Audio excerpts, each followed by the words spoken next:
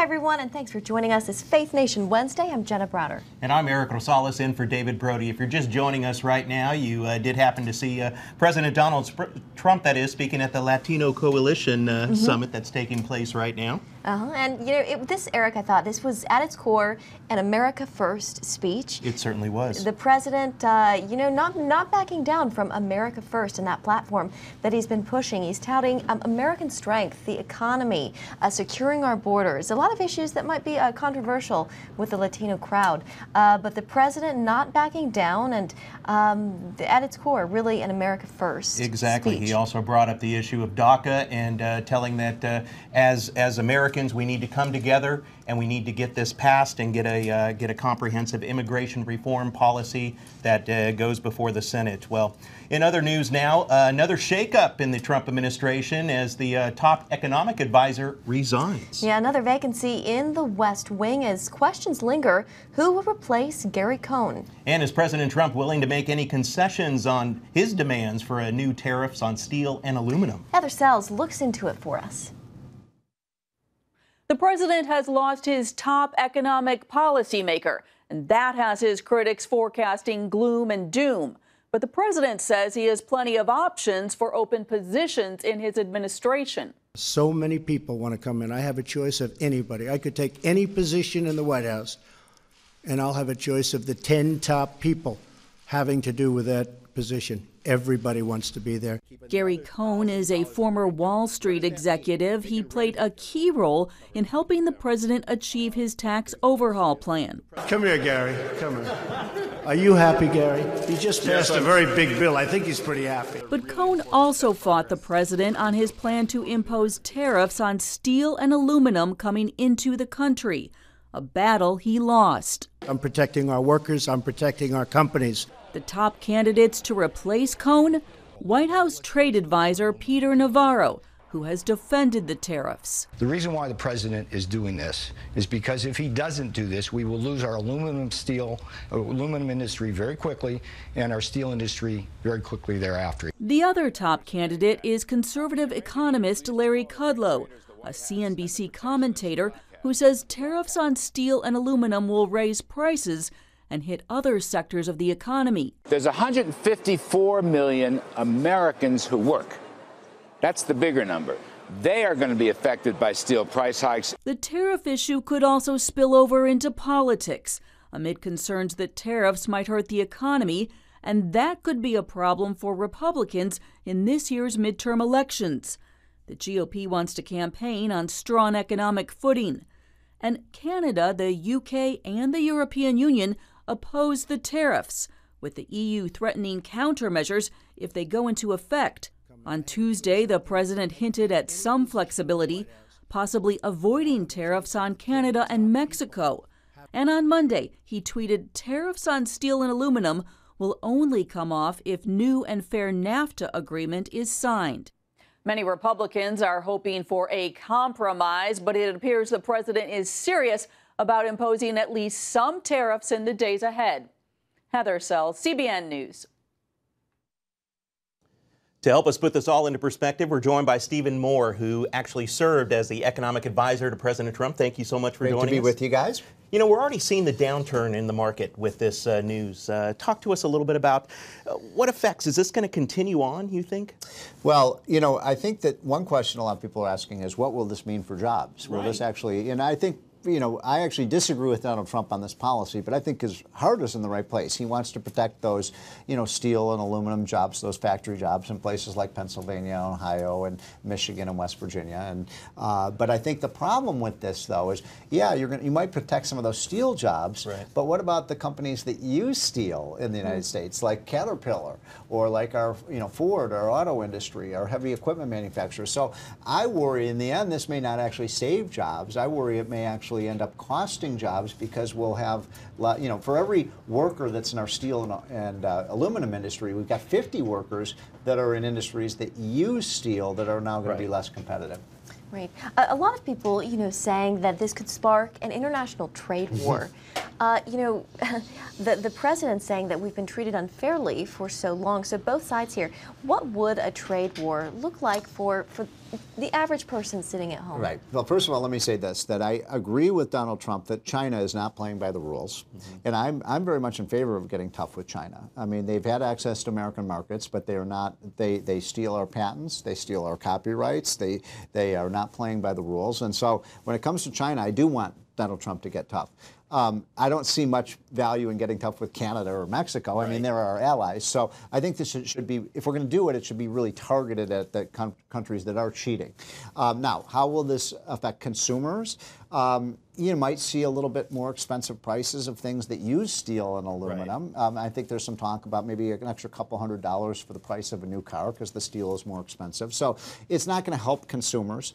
And then, of course, as you mentioned, the stock market doesn't like this too much. Exactly. And so, you know, people are worried about their 401ks. They are, and well, look, I mean, I think the market has taken its hit here. But what we want to avoid is what you just said. We want to make sure this doesn't escalate into a trade war where, you know, we say we're not going to buy your steel. They say, okay, we're not going to buy your blue jeans and your, Caterpillar. Then we're not going to buy your cars. You know, and then you do get a trade war that hurts everyone. Well, the president has said that a trade war wouldn't be so bad, right? Well, it is true that when it comes to some of those countries like China and other countries and maybe Asia that are so dependent on the U.S., you know, using our leverage to say, look, start playing by the rules here. You know, you agree to the rules. We produce, so much of what we produce today is computers and computer software and technologies, new drugs and vaccines. If we're sending those overseas and they're not paying us for it, how can our economy survive? And it's Right, one more question. I know you got to go. Yeah. But who do you think the president will replace Gary Cohn with? Steve Moore. No, I'm only There you go. No, like I'm actually making a big push for my friend Larry Kudlow, who's been a friend of this show. Larry is just a great spokesman for sound economics, and so I think he's got a good shot at it. All right. Stephen Moore, thank you so much for joining us. Thank you, guys. And you never know. Stephen Moore could be in the running. Yeah, he threw his name out there pretty quickly. Yeah. I'm just saying. Amber, what are people saying online? So we have a lot of people weighing in, especially about the economy. Julie, who said the economy is great. And then we have Phyllis, who had a question about Medicare. What happens with Medicare, with some of the other cuts and things that are happening in Washington right now. So there are people, the overwhelming majority, who are saying the economy is great. This one was interesting. Someone said all these people who have resigned, referring to Gary Cohn,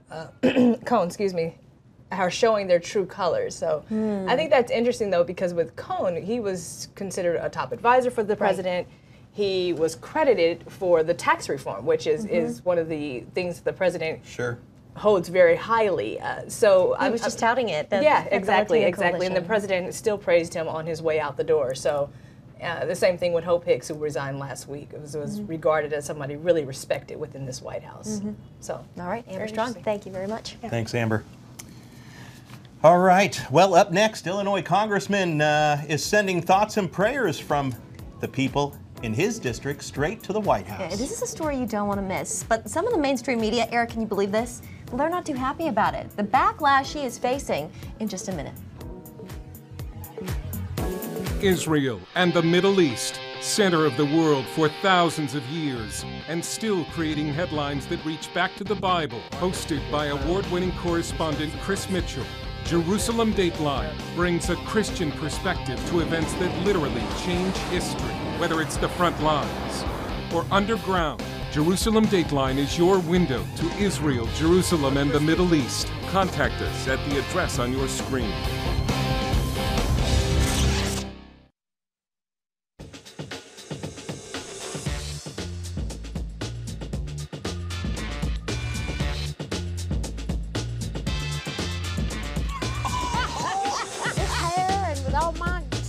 I want it to be God. I want it to be Christ. Hey there! Make sure you check out my new uplifting Christian entertainment show, Studio 5.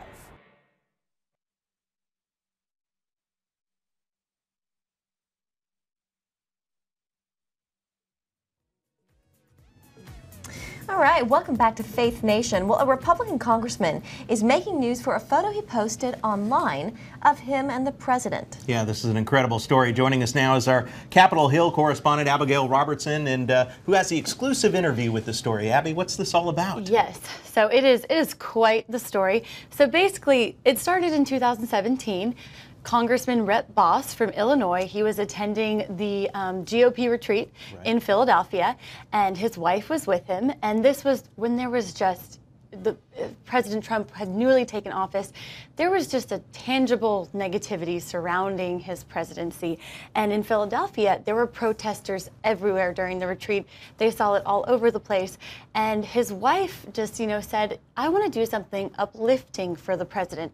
They were seeing all these protesters. And so she had the idea, and she told her husband, she's like, let's collect thoughts and prayers to send to the White House from the people of our district. So they went back home, and he is a man of faith. She is a very strong Christian as well. And, they talked to some people at their church and other church groups around the district and also other groups. And they said, if you would like to submit a word of encouragement, a scripture, just something to the president, we will try and get that to them. So they expected maybe 30 responses, and they got hundreds of cards back. Wonderful. And they were so excited. So Rep. Bost, he brought them back to D.C. He found a White House liaison to deliver them to the president.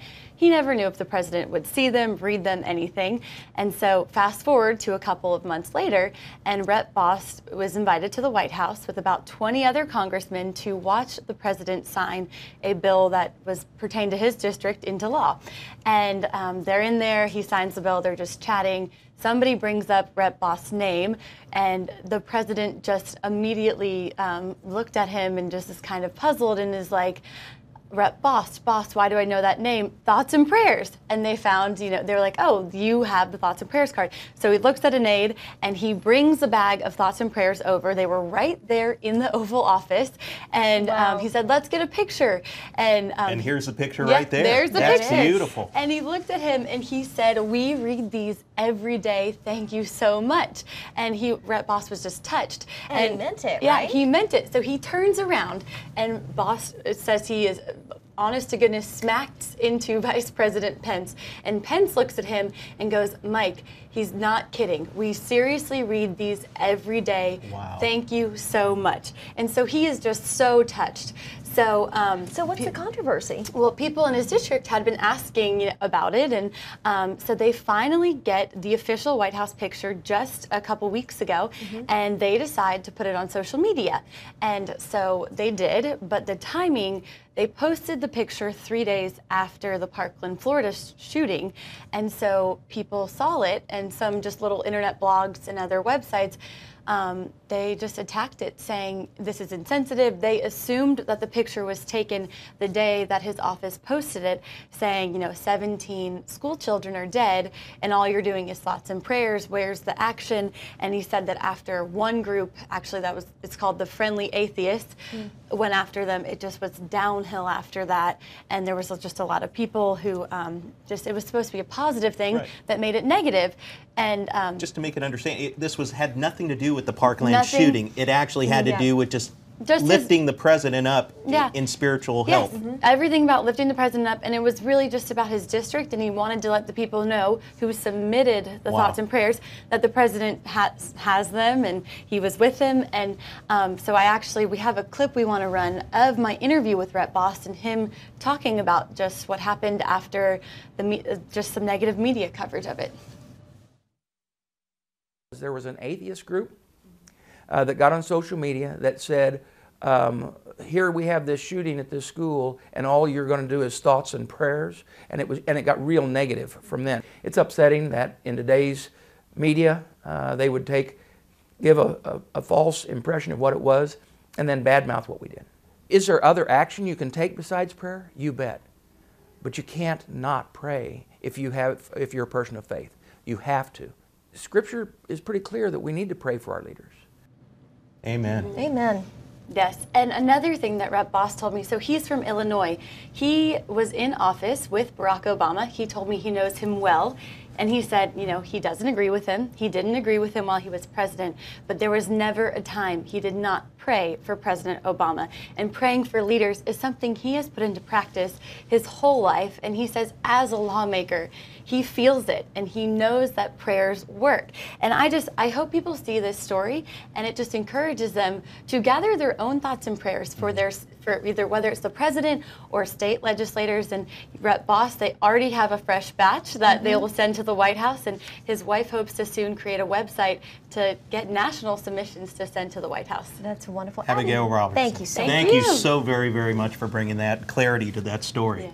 Yeah, it's just amazing, Jenna, how left-wing media actually is able to turn this around and to turn something positive into something so negative. I think it just shows how divisive our country is right now, and just how polarized it is, and what a shame it is that people would be criticized for thinking about or praying for the leader of our country. I will say I think it's touching. You never know how your actions might influence somebody. He probably never thought, Rep. Bost probably never thought that these would get all the way to the president, and that he would actually take the time to read through each and every one of them. And folks, that's just another reason why you should be getting your news from CBN News right here, because we're going to bring it to you straight. There you go. Well, coming up, Prime Minister Benjamin Netanyahu on his trip this week to the Oval Office and what it means for U.S.-Israel relations. Plus, where in the world is David Brody? We have a few photos, but we need your help. Back in a moment.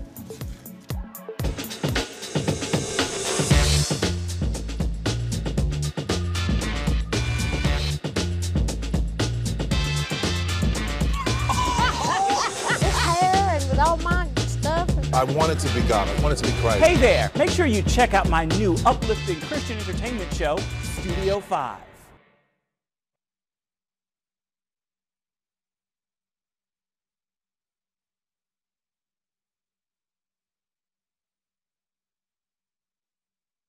Israel and the Middle East, center of the world for thousands of years, and still creating headlines that reach back to the Bible. Hosted by award-winning correspondent Chris Mitchell, Jerusalem Dateline brings a Christian perspective to events that literally change history. Whether it's the front lines or underground, Jerusalem Dateline is your window to Israel, Jerusalem, and the Middle East. Contact us at the address on your screen.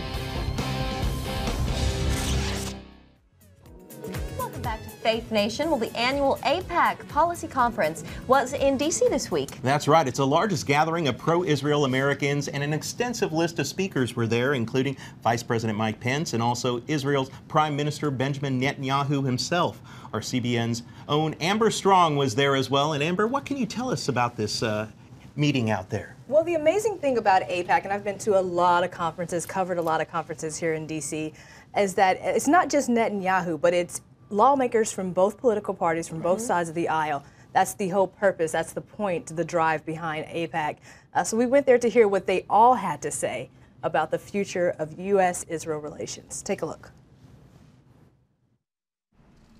Israeli Prime Minister Benjamin Netanyahu is pretty happy with President Trump and wasted no time telling the pro-Israel crowd at the AIPAC Policy Conference. It's especially great to be in America's capital, now that he has recognized Jerusalem as Israel's capital. Fresh off of Monday's Oval Office meeting, Netanyahu made it very clear that his relationship with this White House was stronger than ever. We appreciate the efforts of President Trump's superb team. Thank you all for your hard work for peace. When it comes to the state of Israel, Netanyahu got right to it, breaking down what he calls the good, bad, and beautiful facing the country. The good? Israeli technology and defense, like their famous Iron Dome, which he says is due in part to U.S. support. Thank you, Congress, Republicans and Democrats alike. He also called out those who don't back Israel, specifically supporters of the boycott, divestment, and sanctions movement known as BDS. Pretty soon, the countries that don't have relations with us, they're going to be isolated. But what about the bad? Netanyahu pointed straight to one place. We must stop Iran. We will stop Iran. He condemned President Obama's 2015 Iran nuclear agreement and said Iran, along with surrounding nations, are looking for ways to attack. Last week we read in the book of Esther about an earlier Persian attempt to exterminate our people. They failed then. They'll fail now. Netanyahu's list didn't include his mounting legal troubles. On Monday, a former top aide agreed to turn state's evidence against the prime minister in a potential bribery charge. Instead, Netanyahu focused on what he calls the beautiful, U.S.-Israel relations, especially when it comes to pro-Israel legislation. Israel hopes that the passage of the Taylor Force Act will make clear to President Abbas that America has zero tolerance for terror.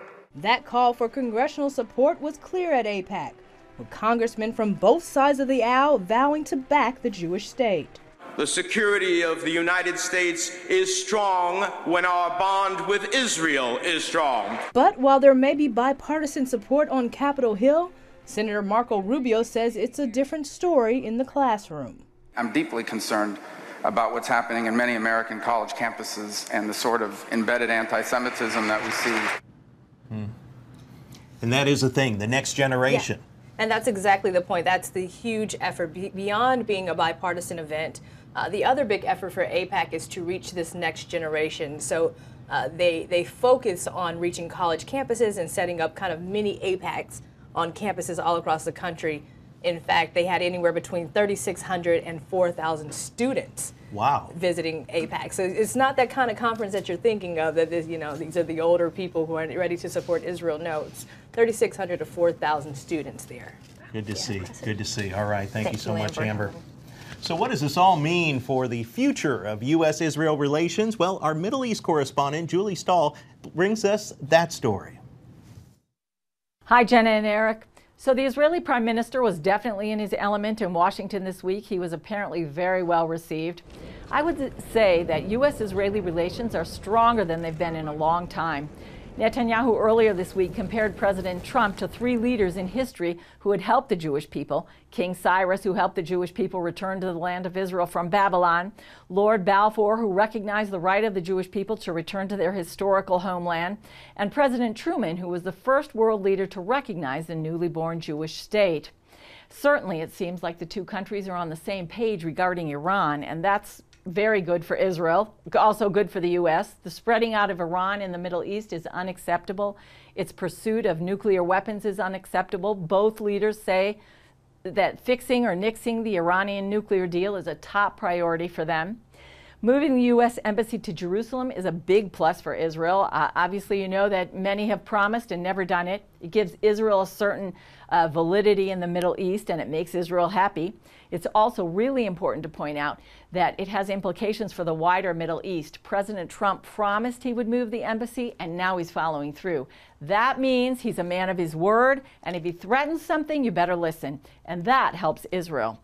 However, President Trump has said that Israel would have to pay for moving the embassy, and some wonder what that actually means. And also, President Trump hasn't unveiled his Israeli-Palestinian peace plan yet, so there's a little bit of question there, maybe a little bit of concern. And just to mention that U.S.-Israel relations are good not only for Israel, good, strong relations, but they're also good for the U.S. Israel is the only democracy in the Middle East. It's the only country that thinks like America, that shares the same value. Israeli innovations have helped the U.S. And last but not least, God says in the book of Genesis, He will bless those who bless the Jewish people and curse those who curse them. So it's good for the U.S. to have good relations with Israel. I'm Julie Stahl in Jerusalem. Now back to you. All right, thank you, Julie. You know, they do such a wonderful job. I just want to give our Jerusalem Bureau a shout out. They have their finger on the pulse there, and they are up on everything. They certainly do. They are just doing some amazing stories out there, and now is the time that we really have to be watching this very closely of the Israel-U.S. relations and what is happening with Iran out there. I mean, Iran has gotten away with so much during the Obama administration, but now with the Trump administration, we are holding them accountable. They don't like it. Definitely not. Forces clashing. All right, thanks, Eric. Well, all right, before we wrap up the show, let's talk about, okay, everybody, where in the world is David Brody? Yeah, does anybody have any guesses out there? And all you have to do is let us know by sending it on our Facebook page. You know, all I can tell you right now is that David Brody did take a couple of weeks off, and he's supposed to be unplugged, but I must say that it took our producers only about 47 minutes to get a hold of him this morning. He's not unplugged. Yeah, he's not totally unplugged. In the comments. I just saw him, so I'm calling you out and reprimanding you because you're supposed to be getting rest, and there he is in the comments. There David he Brody. is at the look beach. at that. He's probably he's catching some waves out there in Hawaii, possibly. And I think we have another one. Oh yeah, and he also paid a visit to Mother Russia over there. As you can see, Vladimir Putin is arm wrestling. Yeah, a little arm wrestling. You know, he is. He's got. What about that one? Mowing the lawn. Yeah. He's getting a pat on the back from Donald Trump there for mowing the lawn, but he says, you know what? Pick up those leaves, kid, around the tree there. There you go. Yeah, that's great. What do you all think? Where is David Brody? We need some help. I mean, what's your guess? I would have to say that he is probably in church right now. He is praying for this entire organization because that is just the type of guy that David Brody is. It's so true. You know, I think he's having a little more fun, though. I think he's at the beach. That's my guess. All right. You guys esteem him so high. I was going to say a Taco Bell in Des Moines. A Taco Bell. There you go. A little known fact about David Brody. He loves Taco Bell. He loves to hit the south of the border. There you go. All right. Well, everybody, thank you so much for joining us this Faith Nation Wednesday. I will be back here again next week. See you then. Yeah, had a great time. Take care.